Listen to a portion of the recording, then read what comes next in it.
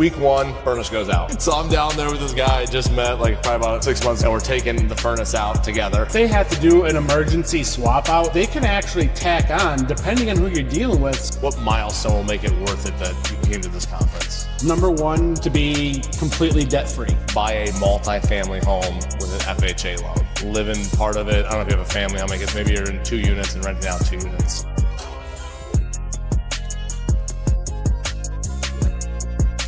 With Kyle. Kyle watched me speak earlier today about updating mechanicals, CapEx items. What'd you think? Kind of eye-opening, especially considering someone that is from the Detroit area in Michigan. You could do something super similar. Exactly. Old mechanicals. Yes, and especially because I've been having heating problems with the house I'm in this past winter. Yeah. It kind of sucks when you're going through a wintry blast and your temperatures are barely 5 degrees and your heater just shuts off in the middle of the night and your house is sitting at 50, 55 degrees the entire night. At best. At best.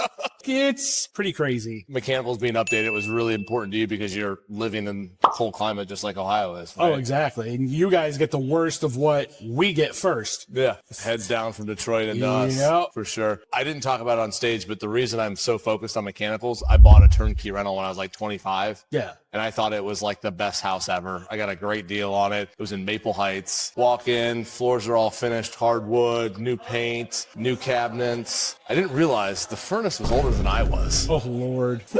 Hot water tank rusted to hell. But my first duplex, like I bought it and everything worked great. I cashed it. So I just thought, well, they work. Great. January, moved my tenant in. Market rent's $900. I'm flipping $1,000. Totally stoked, right? Wouldn't you be? Oh, yeah. So week one, furnace goes out.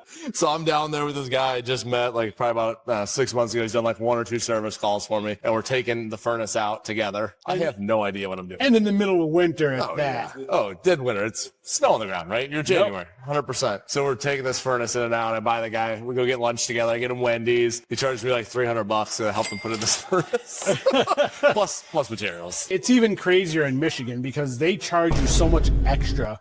For what? HVAC will come out and they'll inspect your stuff, just normal routine. $100 or whatever, yeah. But if they have to do an emergency swap out in the middle of winter like that, they can actually tack on, depending on who you're dealing with. Some people tend to get greedy because it's the dead middle of winter. You're already freezing. Supply and demand. They'll take advantage of that situation and they will try to mark you up another $300 to $400 just to get it done in a very quick fashion. I understand that $300 isn't crazy. I don't know. Well, when you're making $60,000 a year like I am, that is a lot of money. Definitely a lot of money. But I understand tax, not that they're going to knock on a couple grand. I was like, oh. Yep. Yeah. But yeah, service calls, middle of the night especially, are always tough. Yeah. I think everyone gets whacked with that. Yes. If you get a midnight service. Yeah. This is my first event. I was supposed to come last year. Oh, nice. But I was unable to take the time to come. Just still working W-2, still trying to get out of it, right? I had my job threatened over it for trying to take the PTO. So, when you can't... a little kick to get motivated, got to get it done then, right? Yes. Yep. So this year, I stepped away. I walked away from that job about a month ago. I'm working a new job. Just for the camera here. So this is your first conference you've ever been to in real estate at all? This is my first ever. Why Rubicon?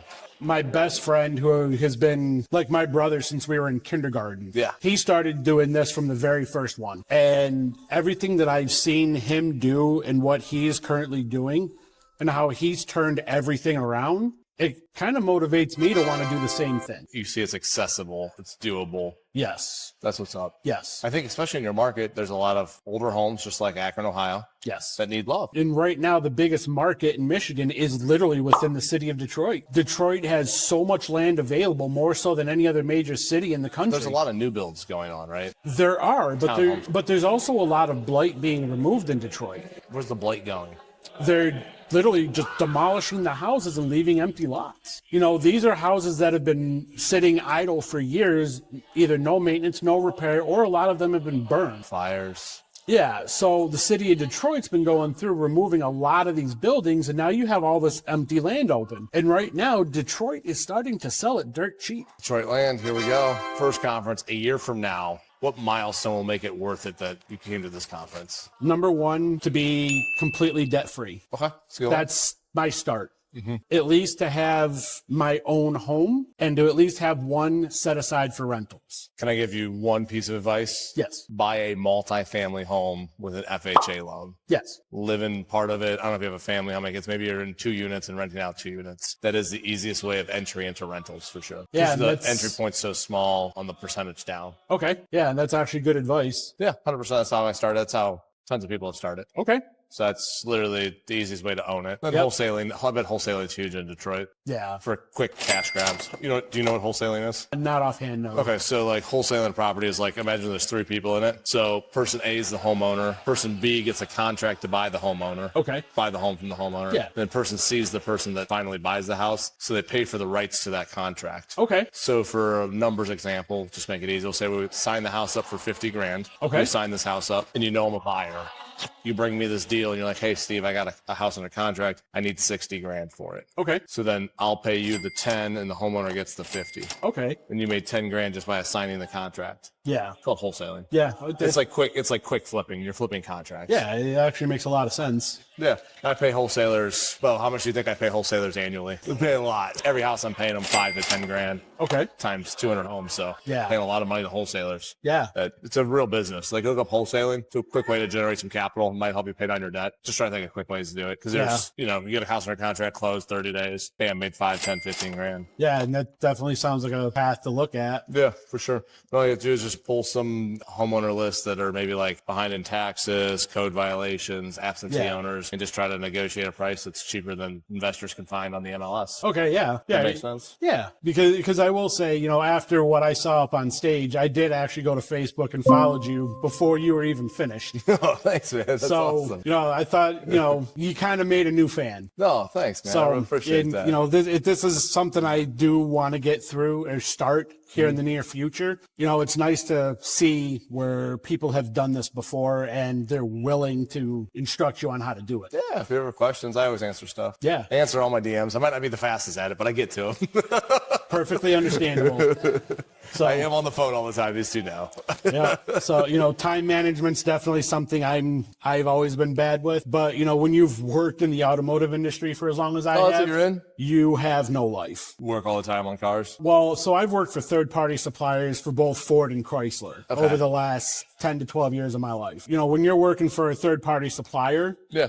your life basically becomes non-existent. You are at their beck and call. When they need a part, you just go get it. Like Yes. an Uber kind of for parts. Yes. And, the job that I just left, it's not fun where, you're supposed to be working Monday through Friday. Yeah. But you get calls because a certain assembly plant for Ford needs an expedite. Well, it's not fun getting a Bo call. knows for some reason. Bo knows everything.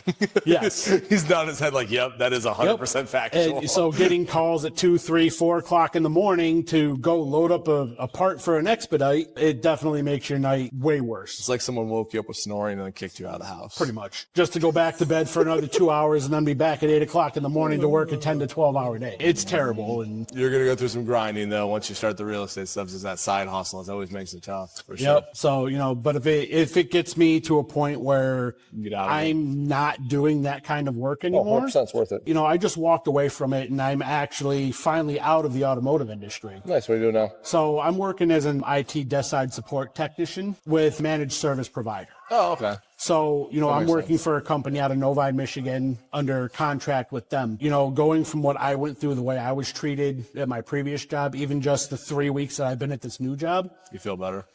my whole entire mental side has turned around. I've gone from a very dark place To to a better actually place. feeling like a human again.